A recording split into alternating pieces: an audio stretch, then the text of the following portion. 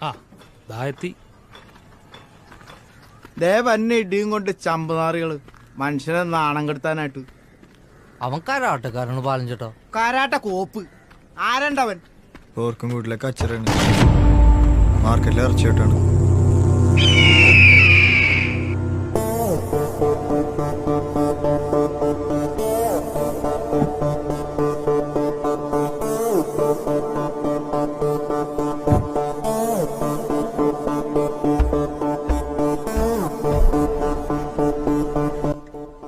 നാണം കെടുത്താനായിട്ട് നിനക്കടിക്കണ